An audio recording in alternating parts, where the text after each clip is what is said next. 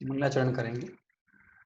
नमो अरिहंताणं नमो सिद्धाणं नमो आयरियाणं नमो वज्रायाणं नमो लोये सव्वसाहुणम्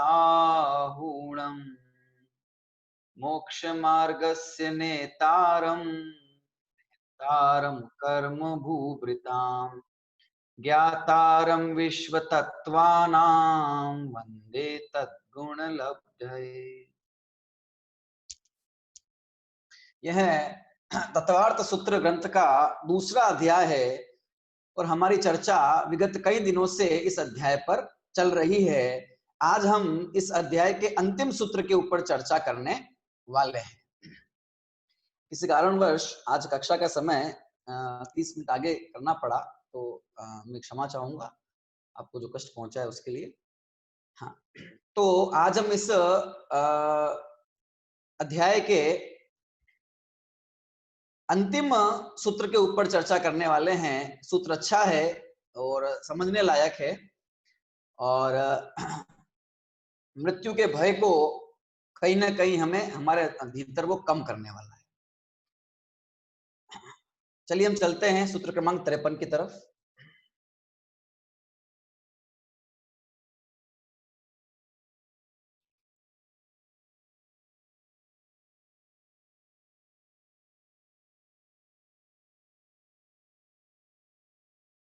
सूत्र क्रमांक 53 सूत्र का पाठ करेंगे सभी और फिर हम इस पे विस्तार से चर्चा करेंगे। सूत्र पाठ।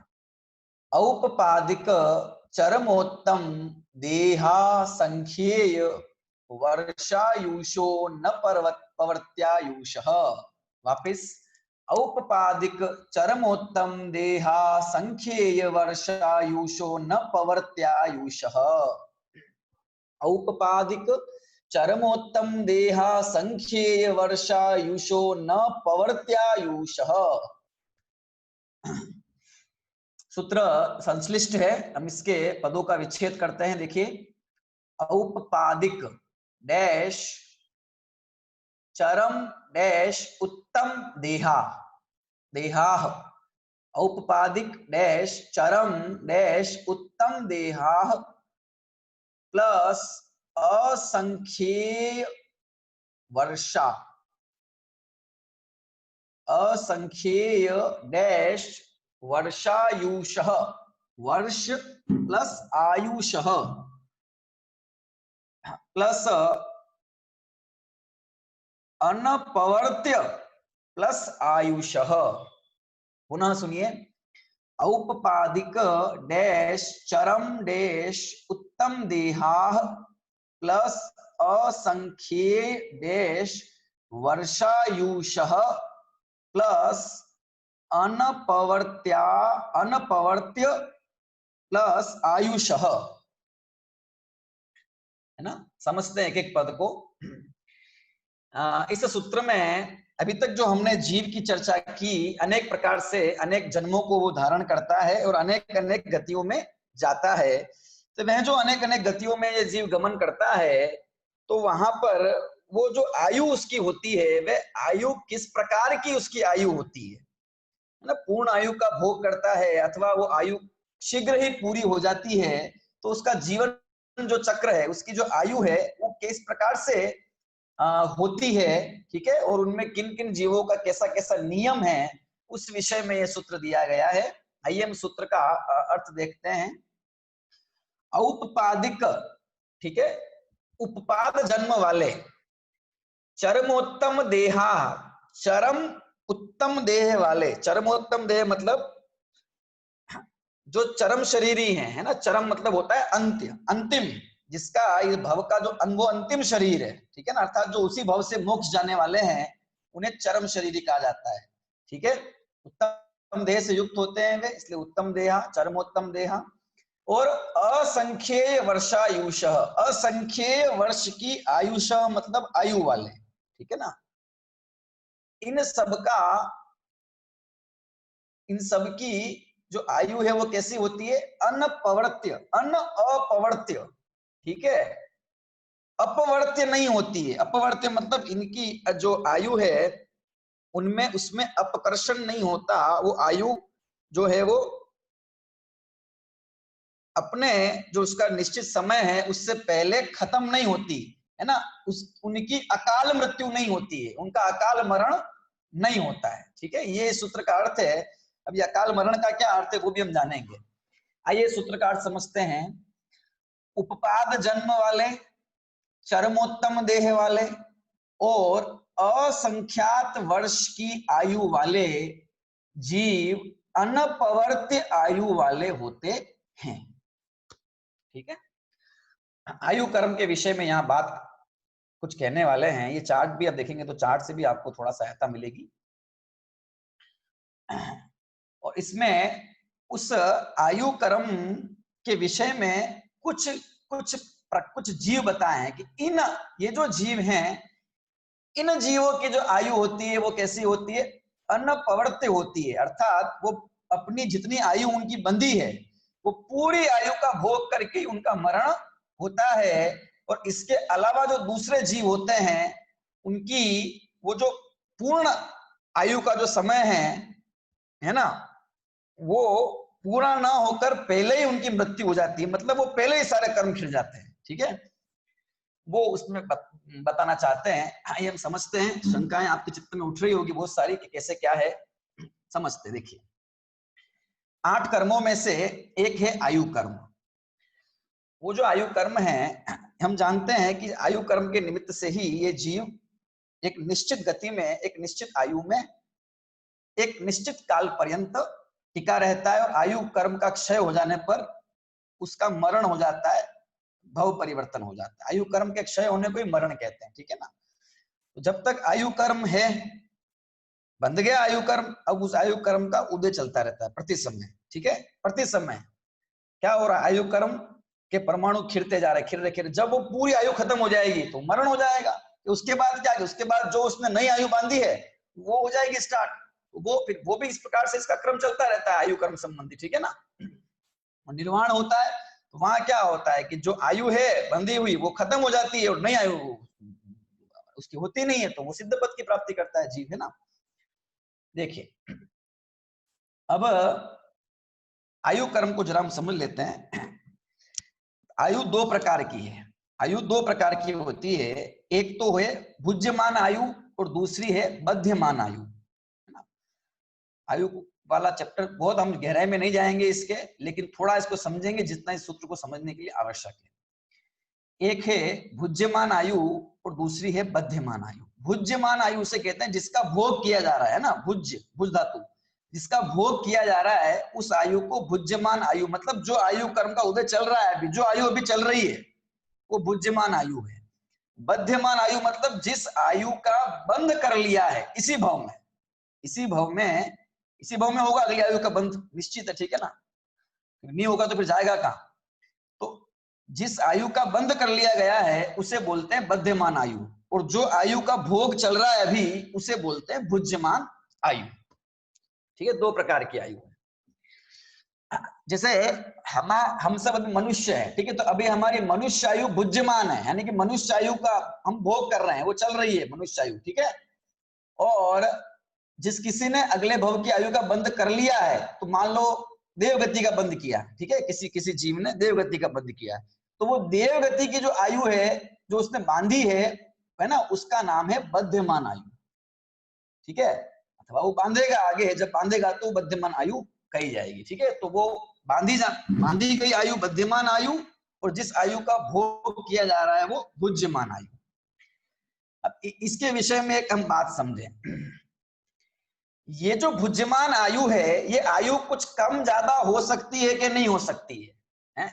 ये प्रश्न खड़ा करेंगे सूत्र को समझने के लिए कि ये जो हम भुज्यमान, जो हमने आयु बांध ली है, आयु हमारी है बांधी, वो नहीं, जो चल रही है अभी आयु, इस आयु कुछ कम ज्यादा हो सकती है कि नहीं हो सकती है? देखिए, ज्यादा तो नहीं होती, लेकिन ये आयु कम जरूर हो जाती है। कम हो जाती है मतलब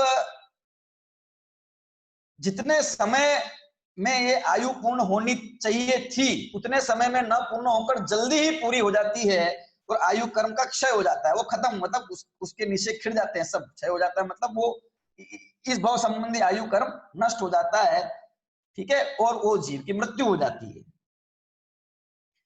जो बुद्धिमान आयु है, वो जो आयु बांधी है, उस आयु बांधी हुई आयु के अंदर परिणामों के निमित्त से उत्कर्षण और अपकर्षण, यानी कि वे आयु घट जाती है तो परिणामों के निमित्त से वो आयु बढ़ जाती है, उसमें ये संभव है। लेकिन ये जो हम आयु बांधी है अभी हमने, इस आयु के अंदर जो है ये आयु भुज्यमान जो वर्तमान में चल रही है, ये आयु किसी बाह्य निमित्त को पाकर, होता अपनी योग्यता सही है, तो उसमें कोई ना कोई बाह्य निमित्त होता है जिसके कारण से वे क्या होता है कि वे जो कर्म परमाणु थे वे एक साथ खिड़ते हैं, और इसी को आयु का घटना कहा जाता है, ठीक है, इसी को आयु का अपवर्तन कहा जाता है। जो ये लिखा है ना अनपवर्त्य आयु, अनपवर्त्य, ठीक है, अपवर्त्य मतलब अपवर्तन के योग्य जो आयु है उसे अपवर्त्य आयु कहते हैं, और अनपवर्त्य आयु जो आयु अपवर्तन के योग्य नहीं है उसे अनपवर्त्य आयु कहते हैं। ये दोनों ही भुज्यमान आयु के विषय में बात है। अभी मध्यमान की बात, अब से भुज्यमान की बात करेंगे, ठीक है। इसको हम इस प्रकार से समझे, देखिए इसमें आपको ऐसा लग रहा होगा कि इसका मतलब तो है हमारे 100 साल की आयु है और हम 50 साल में ही मर जाएंगे, किसी की 50 की आयु है तो वो 20 साल में ही मर जाएगा, यानी कि अगर उसको मार दिया जाए, तो किसी इंसान को मार दिया जाए तो उसकी आयु घट जाती है, यानी किसी को हम मार दें, किसी भी गोली मार दें, कोरोना हो गया, कुछ भी हो गया, ठीक है, तो उसका क्या होगा कि उसकी जो आयु है वो सारी घट जाएगी। इसका मतलब यही निकला, इसका मतलब ये निकला कि अकाल में भी जीव की मृत्यु हो जाती है, कभी भी मर सकता है, मरण के कारण बाहर से मिलने पर इस जीव का मरण हो जाता है, यानी उस आयु कर्म को घटाया जा सकता है।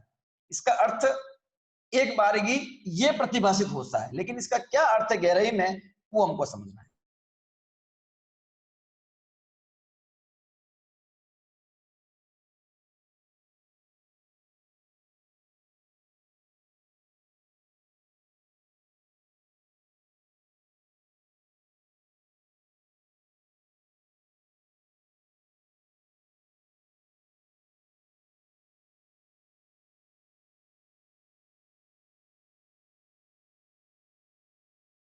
मान लीजिए 100 वर्ष की आयु बांध के आए हम सब, ठीक है, 100 वर्ष की आयु बांध के आए, इसका मतलब 100 साल तक जिएंगे, और 100 साल के बाद में वो आयु कर्म खत्म हो जाएगा, फिर ये मनुष्य पर्याय खत्म हो जाएगी, दूसरी कुछ भोग मिलेगा, है ना, उसका बंधन, उनका बंधारण कहाँ होगा कि उसका बंधना इस भाव में हम करेंगे, ठीक है, एक निश्चित उसका समय है, उसमें वो बनती है आयु, ठीक है ना, जीवन भर लगातार नहीं बनती रहती, उसका भी एक मापदंड निश्चित एक समय है। 100 वर्ष की आयु हमारी है, अब 100 वर्ष की आयु मतलब 100 वर्ष में खत्म हो जाए इतने कर्म, आयु कर्म के परमाणु बांध लिए गए हैं, जो कि 100 वर्ष में पूरे हो जाएंगे, ये मतलब हुआ ना इसका 100 वर्ष की आयु का मतलब कर्म परमाणु की अपेक्षा चले। तो अभी क्या होगा कि 100 वर्ष के जितने समय, 100 वर्ष को समयों में विभाजित कर दिया जाएगा, ठीक है, और उन परमाणुओं को भी फिर एक समय के, है ना, 100 साल के जितने हिस्से हो गए, और वे जितने परमाणु थे अनंत होते हैं, ठीक है, उनके उनके एक एक समय के हिस्से में परमाणु आ जाएंगे। अब एक एक समय में जो कर्म परमाणु उदय में आते हैं वे सब निषेक कहलाते हैं, ठीक है, तो वे वो निषेकों में बढ़ गया। अभी प्रति समय में एक निश्चित संख्या में कर्म परमाणु उदय में आ रहे हैं, ये पहले समय में, दूसरे समय में, तीसरे समय में, ऐसे ऐसे उदय में आएंगे, इसी क्रम में, इसी गति के साथ में, तो ये 100 साल तक सारे कर्म परमाणु खत्म हो जाएंगे, ठीक है ना, 100 साल तक सारे कर्म परमाणु के जितने निषेक हैं ग्रुप इकट्ठे हुए समय के हिसाब से, वो सारा का सारा क्या होगा, खत्म हो जाएगा और आयु पूरी होगी, ठीक है, ये एक सामान्य समझा हमने। अभी देखिए क्या होता है, कभी कभी इस प्रकार से भी होता है किन्हीं किन्हीं जीवों के, 100 साल की आयु बांधी है, अभी उस 100 साल की आयु के अंदर 50, समझ लीजिए 52 वर्ष की आयु में उसका मरण हो गया, तो 52 साल तक तो उसी उसी अनुपात में, उसी क्रम में, है ना, समय समय भाई निषेक वो खिरते गए, है ना, जितने परमाणु खिलने थे, अभी वो व्यक्ति 52 साल का हो गया, ठीक है, अभी उसकी आयु कितनी बाकी है ना, इस गणित के हिसाब से कि उसकी 48 साल की आयु अभी शेष है, तो उसको 48 साल और जीना चाहिए, यही बात है ना। लेकिन क्या हुआ उस समय बाह्य निमित्त को इस प्रकार का मिल गया, ठीक है ना, विष भक्षण कर लिया, आत्महत्या कर ली, किसी ने हत्या कर दी, कोई महामारी हो गई, कुछ भी ऐसा कारण हो गया, ठीक है, तो उसके रक्त क्षय हो गया, कोई रोग हो गया, कुछ भी हो गया, उसके कारण से आयु कम हुई है, हम ये देखो ये बात नहीं कहेंगे, ये निमित्त की अपेक्षा बात कर रहे हैं। अब जो आगे उसके 48 साल में जितने कर्म परमाणु खिलने में आने वाले थे, यानी उसी गति से खिलते, तो उन सबको खत्म होने में 48 साल और लग जाते हैं। लेकिन वो सारे के सारे जो परमाणु हैं, वे सारे निषेक क्या होते हैं कि 52 वर्ष के बाद अंतर्मूर्त के अंदर ही खिल गए सारे के सारे। और क्या होगा कि जितने परमाणु थे आयु कर्म के, जो जिनको एक निश्चित समय के हिसाब से खिलना था, वो एक साथ खिल गए, उनकी उदीर्णा हो गई, ठीक है ना। कर्म में इस प्रकार की 10 अवस्थाएं होती है कर्म की, तो इस प्रकार की अवस्था होती है, ये उसके नेचर में है ये चीज कर्म में। तो ये हो गया, तो क्या होगा कि जो व्यक्ति 100 साल में मरने वाला था, उसकी मृत्यु 52 वर्ष में ही हो जाती है। इसका ही नाम है अपवर्त्य आयु, आयु का घट जाना, आयु के निषेकों का समय से पहले खिल जाना, ठीक है। अब ये जो हमने बात कह रहे हैं कि समय से पहले खिल जाना, तो वास्तव में देखो बात ऐसी है कि अपने समय से पहले कोई भी आयु खत्म नहीं होती, उस आयु का समय ही उतना था, बस उसके उस आयु कर्म के खिलने का जो स्टाइल था, उसके खिलने का जो तरीका था, वो अलग था, इतनी सी बात है बस। यानी ऐसा नहीं कि इंसान की आयु 100 साल की थी और वो 52 साल में मर गया, अगर वो 52 साल में मर गया, आयु 100 साल की है अभी भी उसकी, तो ये 48 साल का फिर क्या होगा? इसका मतलब उसकी आयु 100 साल की है ही नहीं, उसकी आयु 52 साल की ही है। लेकिन पहले साल से लेकर 52वें साल तक जिस स्पीड से और जिस हिसाब से उसके कर्म परमाणु खिरे हैं, 52वें साल के बाद में वो हिसाब दूसरा हो गया बस। इसलिए उसके वो जो हम जो कह रहे थे कि भाई ये अभी इस हिसाब से जिएगा तो 100 साल तक जिएगा, सो वो 52 साल के अंदर ही मृत्यु। तो अकाल मरण कोई चीज नहीं है, अकाल कोई मृत्यु नहीं होती है, मृत्यु अपने काल में ही होती है, उसका इसी प्रकार से मरण निश्चित था, सर्वज्ञ भगवान ने अपने ज्ञान में देखा था। और बाहर में निमित्त कुछ भी हो सकता है, बाहर में निमित्त कुछ भी हो सकता है, विष भक्षण हो गया, गोली मार दी किसी ने, कुछ भी हो गया, कोरोना, कुछ भी, उसको बाहर में निमित्त इस प्रकार का निमित्त बनता है, सो हम कह सकते हैं। लेकिन उसकी वजह से नहीं हुआ है, हुआ अंतरंग कारण से, उदीर्ण कर्मों की उसकी हो गई आयु कर्म, ठीक है ना। तो इस प्रकार के उदीर्णा हो जाने वाली स्थिति जिसके नहीं बनती है, उसको बोलते हैं अनपवर्त्य आयु वाला व्यक्ति, जीव। और जिसके ऐसी स्थिति बन सकती है, बन जाती है, बनती है, उसे बोलते हैं, बनती है जिसके, उसे बोलते हैं अपवर्त्य आयु वाला जीव, ठीक है ना। तो अकाल में मरण कोई बात नहीं है, किसी की मृत्यु अकाल में, असमय नहीं होती, सबकी मृत्यु अपने समय पर ही होती है। ये हमारा स्वयं ज्ञान है, जो है वो ये कहता है अपना हिसाब लगाकर, है ना, एक सामान्य दृष्टि से कि भाई इसकी अकाल मृत्यु हो गई, है ना। कोई बच्चा अगर गर्भ में ही मर जाए, आयु भी पूर्ण नहीं की और इसका मरण हो गया, पर क्या उसने अपनी आयु पूर्ण की कि नहीं की? कि कितनी कि उसकी इतनी ही थी आयु, उसकी आयु उतनी ही थी, ठीक है ना, जो उसकी पूरी हो गई। कोई बच्चा है, युवा हुआ है ना, 20, 22, 25 साल का हुआ और एक्सीडेंट हो गया और मरण हो गया उसका, तुम क्या कहते? देखो बेचारा अकाल में चला गया, अभी तो कहां, अभी तो जवान था, अभी तो कहां उम्र थी मरने की है, ये अभी मरण हो गया इसका। तो उसका तो काल आ गया था, उसका तो समय आ गया था, वो एक्सीडेंट तो बस निमित्त है बाहर का। और उसके जितने वो आयु तक उसको जीवित रहना था, वो उस प्रकार के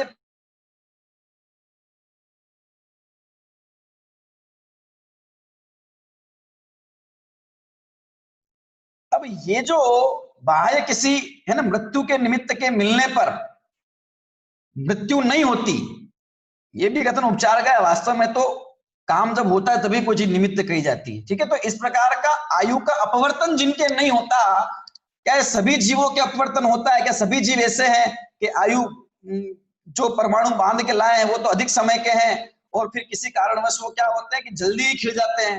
ऐसा क्या सब में होता है क्या? तो इसका निषेध करने के लिए सूत्र कहा कि नहीं नहीं, सब में ये बात नहीं है, कुछ जीव ऐसे हैं कि जिनमें ऐसी अपवर्तन वाली आयु होती ही नहीं है।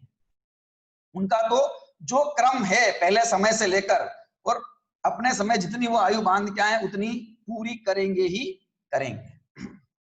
क्या है इसमें देखिए नियम, कौन कौन है ऐसे लोग कि औपपादिक उपपाद जन्म वाले, जिनका उपपाद जन्म होता है, तो कौन है? देव नारकाणाम उपपाद, देव और नारकी वे, ठीक है, उपपाद जन्म वाले। ऐसे जो उपपाद जन्म वाले देव और नारकी हैं, उन देव और नारकियों की जो आयु है, हम बुद्धिमान आयु की बात कर रहे हैं, बद्धिमान की नहीं कर रहे हैं, ठीक है ना। बद्धिमान तो जो उसके पहले वाले भाव में बांधी जाएगी, तो वो जितनी है, यानी कि नरक में व्यक्ति जितनी आयु का बंद करके चला गया है, मतलब अब वो उसका नरक आयु शुरू हो गई है, ठीक है, अब वो भोग रहा है उस आयु को, अब जितनी है उसको वो कम नहीं कर सकता है, किसी भी कारण से वो कम नहीं होगी। इसलिए वहां छेदन भेदन, बार बार उसको मारते हैं, शरीर के अनेक टुकड़े हो जाते हैं, फिर भी उसका मरण नहीं होता, क्योंकि जितनी आयु बांध के आया है उसी में जाने वाला है, उससे पहले मरेगा नहीं और तब तक दुख भोगेगा। अथवा कोई देवायु का जिसने बंद किया है, अब सोचो यहाँ तो भोग ही भोग है, तो भाई क्यों जल्दी मरे, और कुछ एक आध दो सागर और बढ़ा लेते हैं अपनी आयु, तो वो संभव नहीं है ना, बढ़ सकती है ना, वो तो क्या है, जितनी वो भोग रहा है उतनी रहती, उसमें अपवर्तन नहीं होता, वे घटती नहीं, वो जितनी आयु है उतनी उसको भोगनी है और वो जल्दी खत्म हो जाएगी, ऐसा नहीं, जितना है उतना ही रहेगा, ठीक है ना, उसका हिसाब। ये उपाधिक जन्म वाले जिन आयु में अपवर्तन है ना, वो निश्चय जल्दी खिल जाने वाली स्थिति होती नहीं है, ठीक है। ये इतना ही मतलब है इसका, केवल और कुछ मतलब नहीं है ना।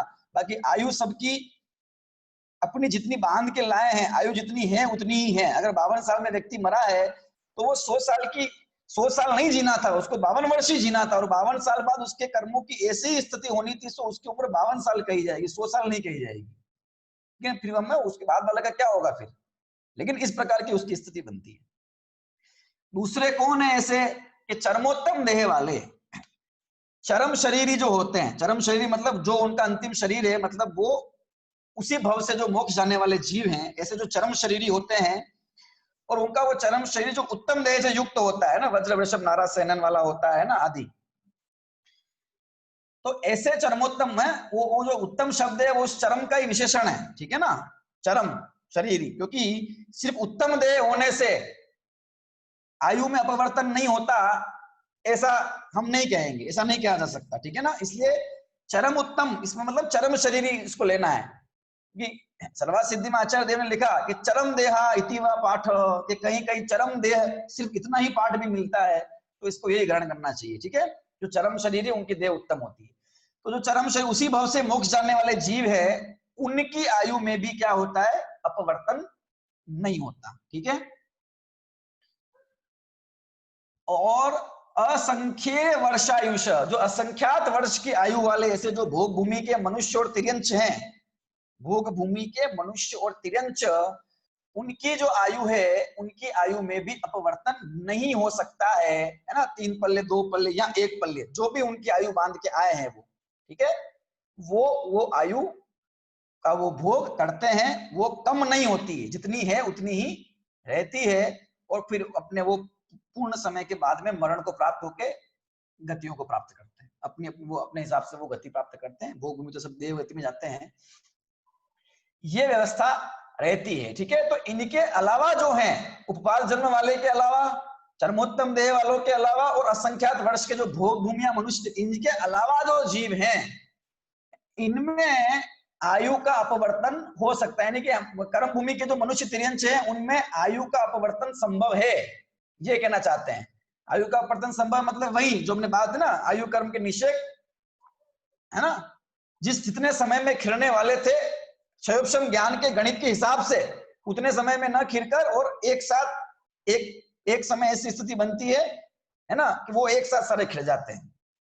तो वो जो अपवर्तन वाली स्थिति है, ये स्थिति कर्म भूमि के जो मनुष्य तिर्यंच हैं, इनके अलावा जो हैं, उनमें वो स्थिति बनती है, बन जाती है, ठीक है ना। सबके ही बनती इस प्रकार का तो नहीं है, लेकिन बन सकती है, ठीक है। उनकी आयु जो है वो अपवर्तन से युक्त होती है।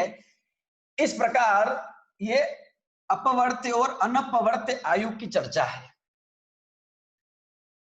इसमें एक प्रश्न खड़ा होता है कि भाई इस प्रकार से आयु होती है तो इसको अकाल मरण कहा जाता है, तो इस अकाल मरण कहने में क्या दिक्कत है? इसको अकाल मरण अगर कहें तो क्या दिक्कत है? ये अकाल मरण है ना, अपने काल में मरण नहीं हुआ। देखिए, अकाल मरण कहना और स्वकाल मरण कहना, इन दोनों में थोड़ा सा विवक्षा भेद है और कोई अंतर नहीं है, ठीक है ना।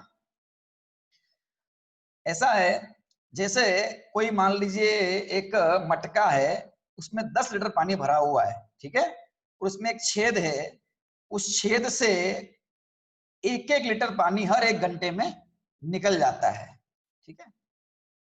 किसी गणितज्ञ से हमने पूछा कि भाई ये मटका कितनी देर में खाली हो जाएगा, तो वो ये बोलेगा कि ये मटका में 10 लीटर पानी है, हर 1 घंटे में 1 लीटर पानी खत्म होता है, 10 घंटे के अंदर ये मटका खाली होगा। कितने में खाली होगा? 10 घंटे में। उसी समय किसी ज्योतिष से ये पूछा कि भाई ये मटका कितनी देर में खाली होगा, तो वो ये बोल रहा है कि 5 घंटे में खाली हो जाएगा। बोला ऐसे कैसे कह सकते हो, ये बोल रहा है 10 घंटे में और वो तो गणित भी बता रहा है, तुम ऐसे कैसे कह सकते हो कि 5 घंटे में खाली हो जाएगा? वो कहता है कि अभी 5 घंटे बाद एक लड़का खेलता हुआ आएगा और जोर से कौतूहल से जोर से पत्थर मारेगा तो मटका फूट जाएगा और सारा पानी निकल जाएगा।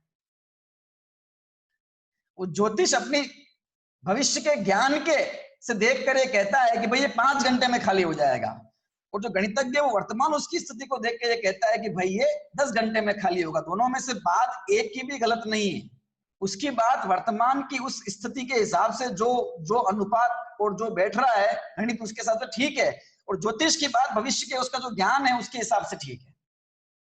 लेकिन वस्तु स्थिति में होगा क्या? कि होगा यही कि 5 घंटे बाद खाली हो जाएगा।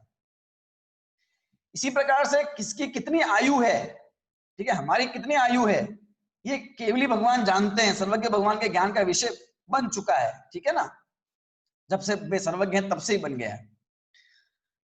अब वर्तमान में जिस प्रकार से आयु चल रही है ना, उस हिसाब से देखें तो हम ये कहेंगे कि भाई हमारी आयु 70 साल रहेगी या 80 साल रहेगी। मान लो कोई 80 साल की आयु बंध के आया, वो उसके है ना 20 साल तक उसी प्रक्रिया से, जिस प्रक्रिया से उसके कर्म परमाणु जाने थे वो जा रहे हैं अपने अपने निषेध के हिसाब से, वो हो रहा है काम उसका, तो ठीक है। अभी सर्वज्ञ भगवान से पूछे कि कितने साल जिएगा, तो वो जो उसकी जो गणित है ना, हर एक समय में खिरने की, उस हिसाब से अगर किसी से पूछेंगे तो बोलेगा भाई 80 साल जिएगा, अभी इसके पास इतने परमाणु कर्म परमाणु हैं, 20 साल में इसके इतने खिरे हैं, हर एक समय में इतने इतने खिर रहे हैं, तो इन बाकी बच्चों को खिरने में और 60 साल लग जाएगा तो 80 हो जाएगा। लेकिन सर्वज्ञ भगवान से पूछे तो वे बोलेंगे अगले साल ही इसकी मृत्यु हो जाएगी या अगले साल ही मर जाएगा, ठीक है। तो अगले साल ही मर जाएगा तो क्या हो जाएगा कि वो स्थिति हो जाएगी कि सारे निषेक जो उनकी उगरना हो वो खिड़ जाएंगे सारे, ये स्थिति बन जाएगी उसकी। तो सत्य तो बात वह है, लेकिन वर्तमान स्थिति को देखकर उसकी इस प्रकार की बात होती है कि इसकी आयु इतनी थी और फिर घट गई और इतनी रह गई, तो उसको घट गई और इतनी रह गई, तो इसका मतलब वो बाकी बची हुई आयु का फिर कुछ होगा नहीं, ऐसा नहीं है। वो उसी में उतने समय में वो सारे परमाणु खिर गए उसके, जो कि अगर उस क्रम से आगे खिरते, इतनी बात है। अकाल मरण की बात इसलिए कि देखो, काल मरण और अकाल मरण समझने की अपेक्षा ये कथन है केवल।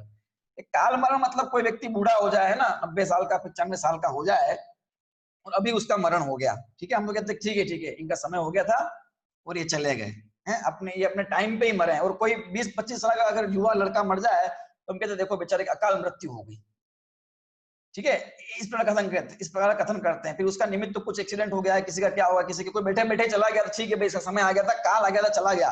और कोई बाहर से निमित्त मिल गया तो हम कहते हैं कि भाई इसका निमित्त जो है वो बाहर से इसको मिला है, मतलब ये इसकी वजह से मर गया है, एक्सीडेंट से मर गया या फिर किसी ने मार दिया, जो भी है। तो अकाल मरण मतलब अपने काल में मरण नहीं हुआ है, ये मतलब नहीं है उसका। अकाल का मरण यहाँ पे इतना है केवल कि यहाँ जो निमित्त है, इसके मरण का जो निमित्त है वो केवल काल नहीं है, काल की मुख्यता नहीं है इसके निमित्त मरण के अंदर। इसमें कुछ और विष भक्षण, शस्त्रघात, आत्महत्या, संक्लेश परिणाम और भी जो स्थितियां हैं उन पर निमित्त पने का आरोप आ जाता है, तो उसी का नाम है अकाल मरण। कि केवल काल को ही जहां निमित्त नहीं कहा जा रहा है, अन्य जो दूसरे कारण है वो भी निमित्त भूत में कहे जा रहे हैं, तो उसी को अकाल मरण कहने में आता है, ये इतनी सी बात है। बाकी अकाल मरण जैसी कोई चीज नहीं है। सर्वज्ञ भगवान ने अपने ज्ञान में सब जीवों की, है ना, आयु देखी है, और एक भव की नहीं, अनंत अनादि से और अनंत भव की सब जानी है, ठीक है।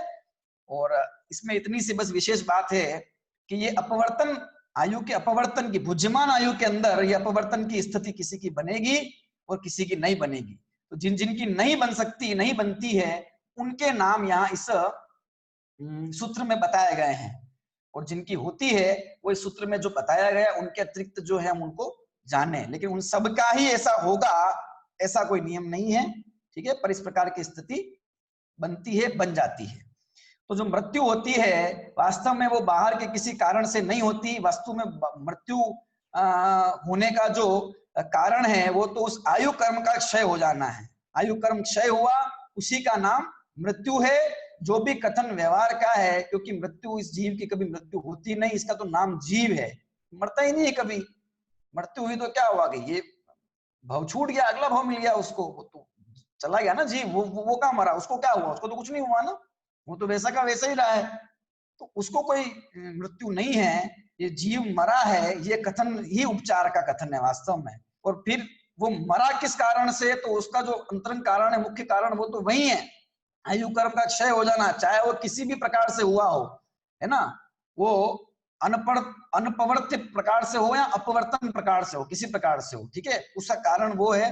तो बाहर का कारण निमित्त तो कह सकते हैं, कोई दिक्कत नहीं उसको, ठीक है। लेकिन वह कोई किसी को मार नहीं सकता और कोई किसी को जिला नहीं सकता, क्योंकि कोई भी हमारा जो आयु कर्म है उसको कम नहीं कर सकता है, ठीक है। जो जितने समय में जैसी होनी है वैसी होगी, और हम खुद भी नहीं कम कर सकते हैं, ठीक है ना।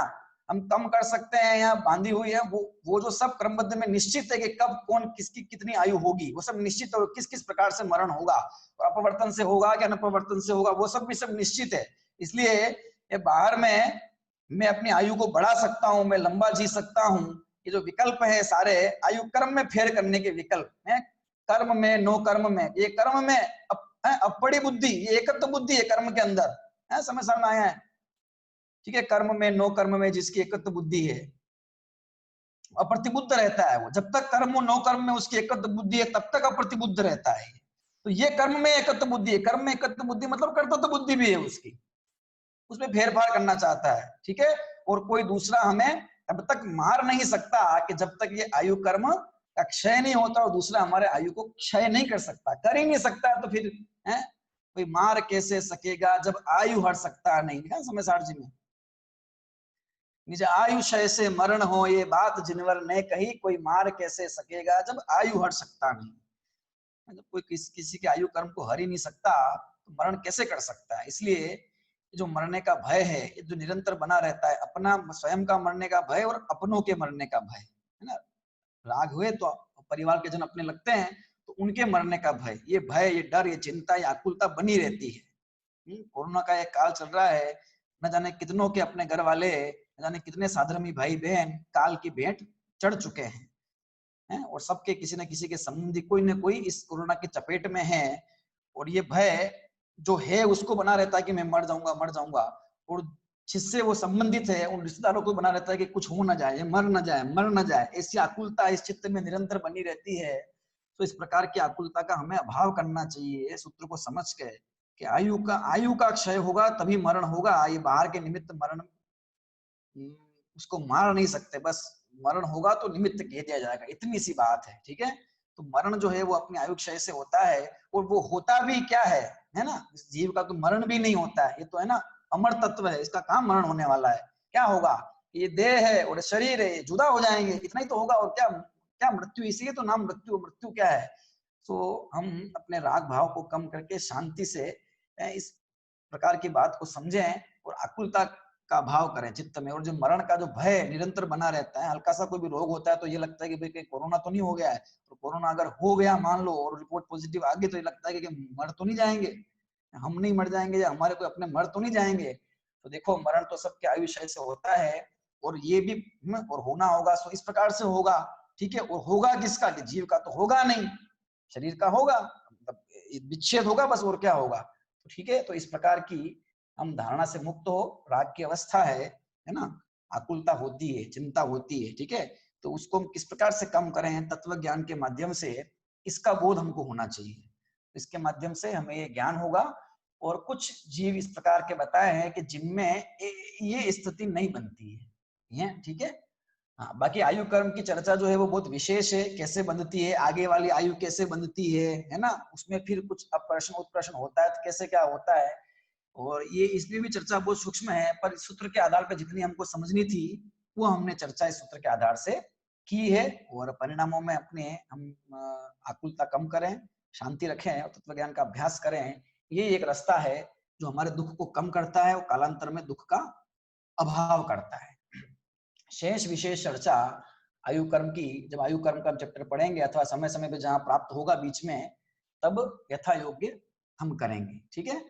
तो ये सूत्र हमने आज पढ़ा है, एक बार पुनः सूत्र पाठ करके सूत्र के अर्थ को समझ लेते हैं। औपपादिक चरमोत्तम देहा संख्येय वर्षायुषो न पवर्त्यायुषः।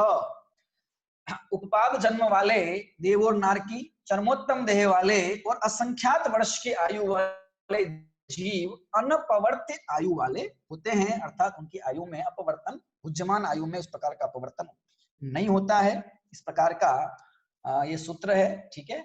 और इस प्रकार हमने ये 53 सूत्र के माध्यम से इस दूसरे अधिकार की चर्चा आज पूर्ण की है, जिसमें जीव के असाधारण 53 भावों से प्रारंभ करके और बाद में इस जीव के संसारी और मुक्त दो प्रकार की अवस्था बताई, उपयोग रूप लक्षण बताया, फिर संसारी मुक्त दो अवस्था बताई, फिर संसारी के अंदर समनस, अमनस, त्रस, स्थावर आदि भेद किए, फिर स्थावर जीव कौन से हैं, त्रस कौन से हैं, 5 इंद्रियां कौन कौन सी है, उनके विषय कौन से हैं, मरण होता है तो विग्रह गति में क्या क्या स्थिति होती है, जन्म किस किस प्रकार से होता है, फिर जो शरीर उसको मिलता है वो शरीर के बारे में चर्चा हुई 14 सूत्रों में, फिर वो शरीर किस प्रकार का है, स्त्रीलिंग पुल्लिंग या नपुंसक लिंग प्रकार का, ये सब चर्चा की।